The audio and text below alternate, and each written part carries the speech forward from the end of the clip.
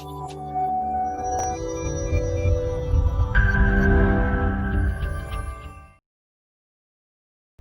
Optimizer, kembali lagi bersama saya Yuda Prawira.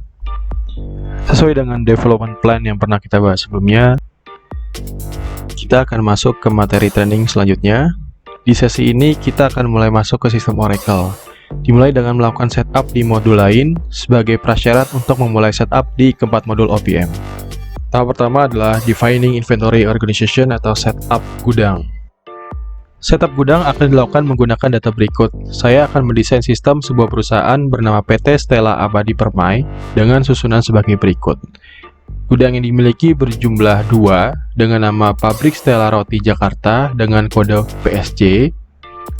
Gudang tersebut memiliki 4 subgudang, meliputi RM sebagai gudang penyimpanan bahan baku, Plant sebagai area produksi, FG sebagai gudang penyimpanan produk jadi, dan staging sebagai area penyimpanan produk jadi untuk barang yang akan dijual.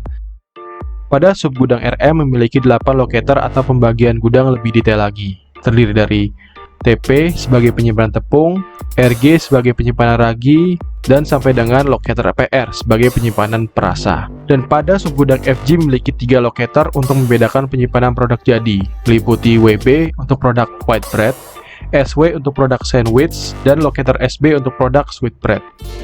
Satu gudang lagi adalah gudang virtual dengan nama Stella IO Master dengan kode SIM, berfungsi sebagai tempat pendaftaran item pertama kali. Untuk melakukan setup, kita masuk ke halaman login terlebih dahulu, kemudian masukkan username serta password. Kemudian akan tampil halaman homepage dari sistem yang akan berisi daftar responsibility atau menu yang didapat serta halaman notifikasi approval. Kemudian arahkan kursor ke responsibility inventory, setup, organization,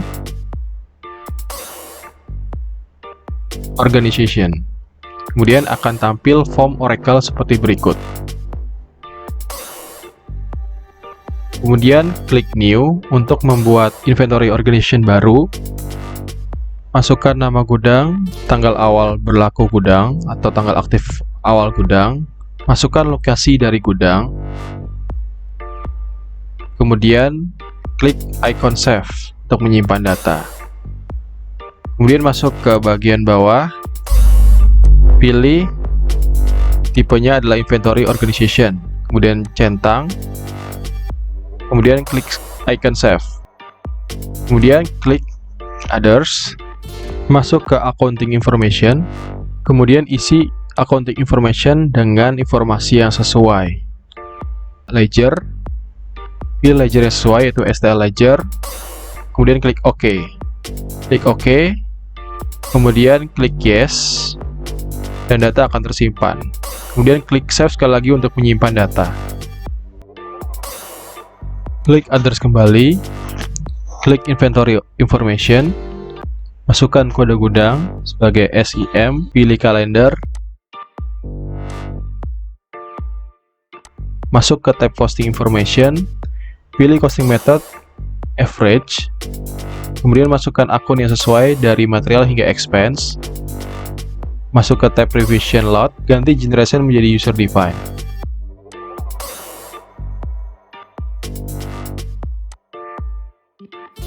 Lanjut ke tab Other Account, masukkan kembali akun yang sesuai pada semua field berwarna kuning atau mandatory atau wajib diisi.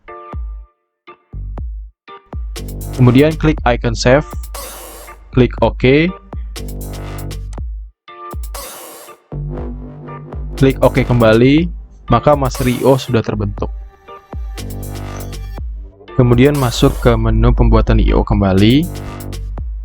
Sekarang kita akan membuat IO untuk pabrik roti. Klik tombol New. Masukkan nama, tanggal awal gudang aktif, lokasi, kemudian save. Pilih tipe organization, classification-nya sebagai inventory organization. Kemudian centang checkbox enable, kemudian save. Klik other, pilih accounting information, isi dengan informasi yang sesuai.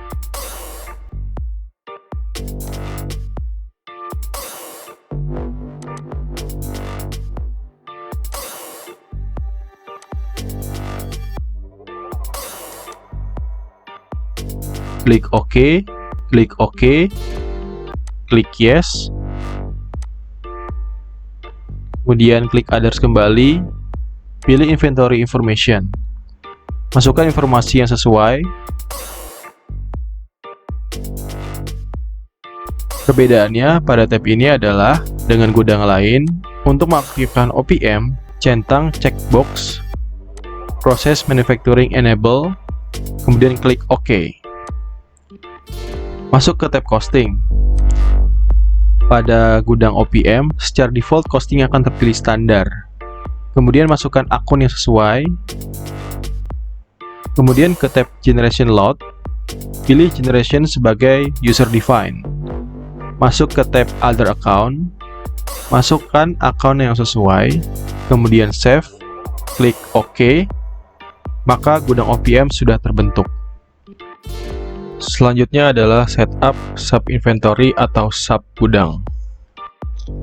Kita masuk ke responsibility inventory, kemudian klik setup, klik organization, kemudian kita klik sub inventories. Kemudian pilih IO atau gudang yang akan di setup sub inventory-nya. Dalam hal ini adalah Pabrik Stella Roti, Jakarta. Kita double klik. Kemudian pada field name, masukkan nama sub inventory. Sebagai contoh, RM. Deskripsinya adalah gudang penyimpanan bahan baku.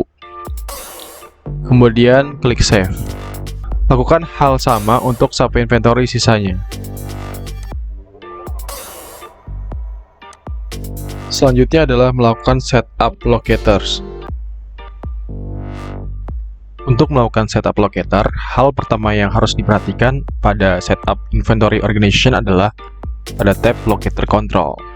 Pilih Determine at Sub Inventory Level. Kemudian untuk melakukan setup locator, masuk ke Responsibility Inventory, klik Setup, klik Organization, klik Sub Inventories, kemudian pilih gudang yang akan di setup locatornya. Dalam hal ini adalah Pabrik Stella Roti Jakarta. Klik 2 kali. Kemudian untuk memanggil semua nama sub inventory yang sudah di setup, kita tekan tombol Ctrl berbarengan dengan F11. Maka akan muncul semua sub inventory yang telah di setup. Kita akan mencoba melakukan setup locator di sub inventory raw material. Pastikan setapan pada tab Locator Control terpilih Precify. Kemudian kita klik Locators. Kemudian pada field locator masukkan kode locator. Deskripsinya kita isi tepung. Kemudian jika sudah, kita klik Save. Lakukan hal yang sama untuk locator sisanya.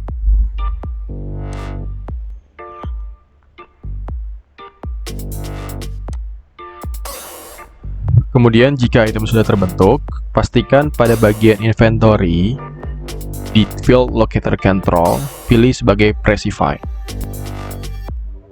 Setup selanjutnya adalah setup unit of measure class. Unit of measure sendiri merupakan satuan dari barang yang akan menggambarkan nilai dari barang tersebut. Unit of measure class menggambarkan pengelompokan satuan barang dengan karakteristik yang sama. Sebagai contoh, volume sebagai unit of measure class terdiri dari satuan atau UM liter, mililiter, dan galon. Atau unit of measure class berat terdiri dari satuan gram, pound, atau ton. Atau contoh lainnya adalah unit of measure class quantity atau jumlah terdiri dari satuan pieces, lusin, atau box. Untuk melakukan setup unit of measure class, masuk ke responsibility inventory, kemudian klik setup, kemudian klik unit of measure, kemudian klik classes. Kemudian untuk menambahkan unit of measure kelas baru, klik icon new di pojok kiri atas. Kemudian masukkan unit of measure kelas baru, contohnya adalah jumlah.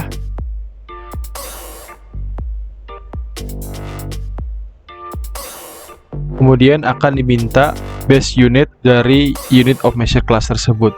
Sebagai contoh adalah pieces. Kemudian klik save. Kemudian kita akan melakukan setup unit of measure atau satuan barang. Masuk ke responsibility inventory, kemudian klik setup, kemudian klik unit of measure, kemudian klik unit of measure. Pilih gudang yang akan dilakukan setup satuannya. Dalam hal ini adalah pabrik Stella Roti Jakarta. Kemudian untuk menambahkan satuan baru, kita klik logo new atau tambah. Kemudian pada field name, masukkan nama dari satuan yang akan ditambahkan. Misalkan bungkus. Kemudian di field UOM, masukkan kode dari UOM bungkus tersebut. Contoh adalah BKS. Kemudian tuliskan deskripsi dari satuan tersebut.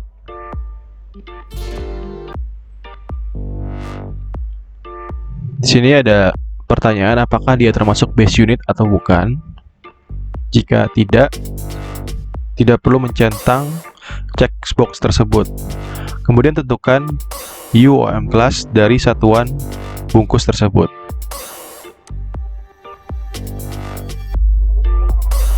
Misalkan adalah jumlah. Jika sudah, klik save. Kemudian melakukan setup unit of measure conversion. Masuk ke responsibility inventory, kemudian kita klik setup, klik unit of measure, klik conversion.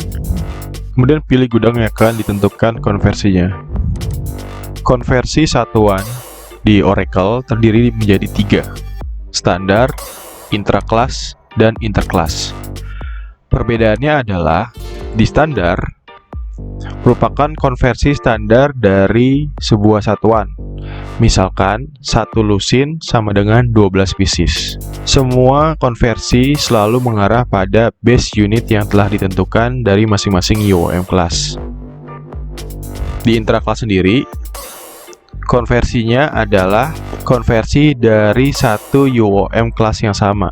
Misalkan, konversi di UOM class jumlah, seperti dari pieces ke lusin. Dan di intraclass sendiri, konversinya adalah spesifik per item. Kemudian di interclass. Interclass sendiri merupakan konversi antar UOM class yang berbeda. Misalkan antara UOM class jumlah dan UOM volume, atau UOM class berat dengan UOM class jumlah. Misalkan 1 pieces sama dengan 25 gram. Dan di konversi interclass sendiri adalah spesifik per item. Sekali lagi, ketiga konversi tersebut selalu mengarah atau dikalikan dengan UOM dasar dari masing-masing UOM kelasnya. Jadi fungsi base unit sendiri dalam konversi adalah sebagai faktor pengali dari konversi itu sendiri per masing-masing UOM kelas. Sebagai contoh, kita akan mencontohkan untuk pembuatan konversi di konversi standar. Untuk menambahkan konversi standar, kita klik logo new. Masukkan UOM yang akan dilakukan konversi. Contohnya adalah bungkus. Kemudian, bungkus akan dikonversikan berdasarkan base unit pieces. Contoh, 1 bungkus adalah 1 pieces. Jika sudah, klik save. Selanjutnya, kita akan melakukan setup untuk item kategoris. Berikut merupakan data item yang terdapat di pabrik roti Stella Jakarta. Data tersebut kita ambil dari formula pembentuk 3 produk jadi, yaitu roti lapis tawar, roti sandwich keju, dan roti sweetbread coklat. Item kategoris itu sendiri merupakan pengelompokan item berdasarkan karakteristik yang sama. Dalam hal ini, kita bisa mengkategorikan item-item tersebut menjadi 2 kategori, yaitu raw material dan finished good. Jadi, untuk item RM01 sampai dengan RM11 akan memiliki kategori raw material. Dan 3 item selanjutnya, FG01 sampai FG03, akan memiliki kategori finish good. Untuk melakukan setup item kategoris, harus melakukan beberapa langkah setup terlebih dahulu. Yang pertama, kita harus melakukan setup value sets. Kita masuk ke setup, kemudian masuk ke flex field, kemudian kita masuk ke validation, kemudian kita pilih sets. Untuk melakukan setup value set, kita isi dulu value setupnya dengan nama yang kita inginkan, deskripsinya, kemudian list type-nya kita pilih list of values, format type-nya kita pilih char atau karakter, maksimum size-nya tergantung kebutuhan, berapa banyak digit yang akan kita bisa tampilkan, saya pilih 15. Kemudian validation type-nya adalah saya pilih independent. Kemudian tekan tombol save. Setup kedua adalah setup values atau daftar dari kategori yang akan ditampilkan. Kita masuk ke setup, kemudian masuk ke flex field, kemudian masuk ke validation, masuk ke values. Kemudian cari nama value sets yang sudah dibuat. Kemudian klik tombol find. Untuk menambahkan kategori baru, klik tombol tambah. Kita akan menambahkan 2 kategori baru, yaitu raw material dan finish good.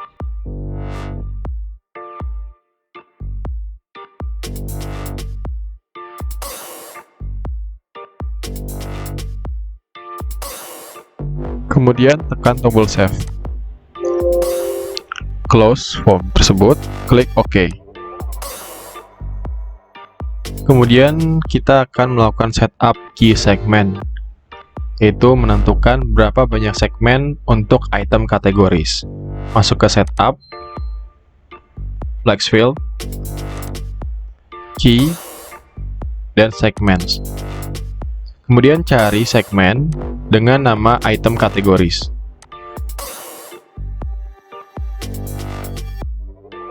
Klik tombol find. Pilih item kategoris. Kemudian kita bisa membentuk baru item kategoris yang akan kita bentuk atau menggunakan default dari Oracle. Dalam hal ini saya akan menggunakan default dari Oracle dengan nama item kategoris. Untuk melakukan editing, kita harus men-uncheck freeze flag field definition. Klik OK. Kemudian klik segments. Kemudian di sini kita bisa menentukan berapa banyak segmen yang akan kita bentuk untuk item kategoris. Untuk pabrik roti Stella, kita hanya menggunakan 1 segmen, yaitu kita beri nama kategori dengan kolom yang kita gunakan adalah segmen 1. Value set yang kita ambil adalah value set item kategoris yang baru saja kita bentuk. Kita close, klik tombol freeze, klik OK. Kemudian klik compile. Klik OK kembali. Klik OK. Dan setup berhasil tersimpan. Kemudian kita melakukan setup kategori code. Tujuan dari setup ini adalah untuk memunculkan daftar kategori yang kita buat di form master item. Kita masuk ke setup. Masuk ke items. Masuk ke kategoris. Klik kategori code.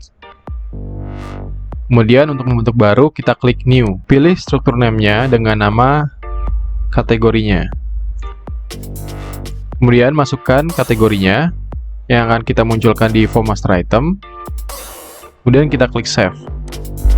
Selanjutnya adalah melakukan setup kategori set. Kategori set di sini adalah penamaan untuk mengumpulkan kategori-kategori yang sudah kita bentuk agar bisa muncul di form master item. Masuk ke setup, kemudian items, kategoris, kategori set. Kemudian kita masukkan nama dari kategori setnya, kemudian deskripsinya, kemudian kita ambil dari flex field yang mana, dalam hal ini adalah item kategoris. Kemudian kontrolnya kita bisa pilih master level atau org level. Kalau kita pilih master level, pada saat kita membuat item di IO master, maka pada saat ada IO baru, kategorinya akan sama dengan kategori yang ada di master. Tapi kalau misalkan kita pilih Control Add-nya adalah org level, maka setiap IO bisa memiliki kategori yang berbeda-beda. Default kategorinya adalah kategori yang muncul pertama kali pada saat item dibuat. Kita akan defaultkan sebagai raw material. Kemudian klik tombol save. Terakhir, untuk melakukan setup item kategori adalah melakukan setup default kategori set. Setup ini berperan penting dalam mengaktifkan kategori set yang sudah dibentuk agar bisa muncul di form master item. Kita klik setup, klik items, klik categories, klik default kategori set. Kemudian di functional area inventory, kita pilih kategori set yang kita inginkan. Seperti contoh, inventory items yang telah kita set sebelumnya. Kemudian kita klik save, maka kategori set yang sudah kita bentuk bisa digunakan di form master item. Terakhir adalah pembuatan master item. Kita akan menggunakan acuan data berikut untuk membuat master item, mulai dari kode item, deskripsi, serta satuan barangnya, dan juga kategori yang melekat pada masing-masing item. Saya akan mengambil salah satu sampel item, yaitu tepung, untuk mendemonstrasikan pembuatan master item OPM. Untuk melakukan pembuatan master item baru, kita masuk ke responsibility inventory, kemudian klik items, klik master items, kemudian pilih gudang yang akan memiliki item tersebut. Dalam hal ini pabrik Stella Roti Jakarta. Klik 2 kali. Kita akan masuk ke form master item, di mana pembuatan awal master item berada di IO masternya, yaitu Stella IO master. Kemudian kita masukkan kode master itemnya pada field item. Untuk tepung memiliki kode RM01. Kemudian description-nya adalah nama dari barang.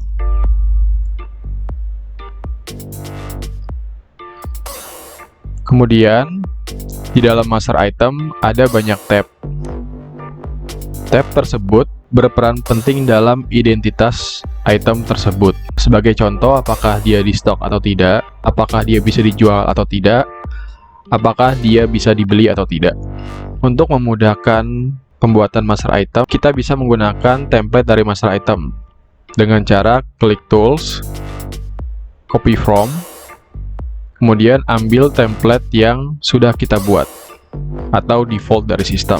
Saya contohkan, saya ambil template purchase, kemudian klik apply, klik done. Kemudian ubah satuan dari tepung menjadi kilogram di field primary unit of measure menjadi kilogram. Kita klik, kemudian cari satuan kilogram. Kemudian kita klik.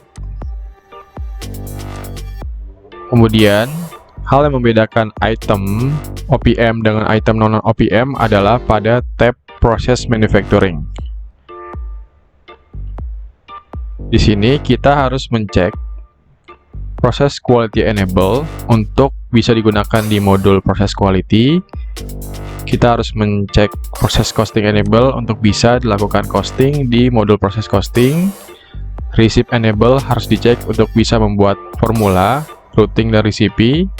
Kemudian kita centang atau kita klik proses execution enable checkbox untuk mengaktifkannya di modul proses execution. Kemudian kita klik save, maka item tepung sudah terekam di sistem dengan kode RM01 dan terekam sebagai item OPM. Untuk menambahkan kategori item tepung, kita harus mengklik tools, kemudian categories, kemudian pada bagian inventory items, kita pilih sesuai dengan kategori yang sesuai. Dalam hal ini adalah raw material. Jika sudah, klik save, kemudian close, maka item tersebut sudah terbentuk dengan kategori yang sudah benar. Kemudian untuk menempelkan atau memposisikan item tersebut ke gudang yang sesuai, kita klik ke bagian organization assignment. Kemudian kita centang checkbox assign untuk menempelkan item tepung pada gudang pabrik Stella Roti Jakarta. Kemudian kita klik save. Maka item tepung berhasil terbentuk di master item dan sudah terassign di gudang pabrik Stella Roti Jakarta. Sekian dari materi yang kedua. Sebagai penutup, kita masuk ke bagian exercise.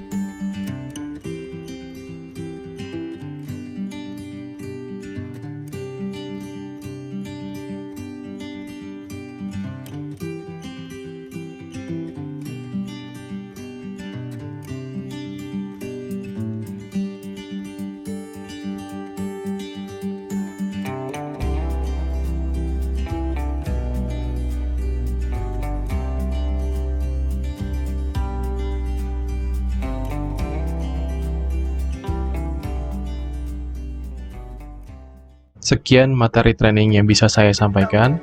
Thanks for watching, drop a like, leave a comment, and don't forget to subscribe.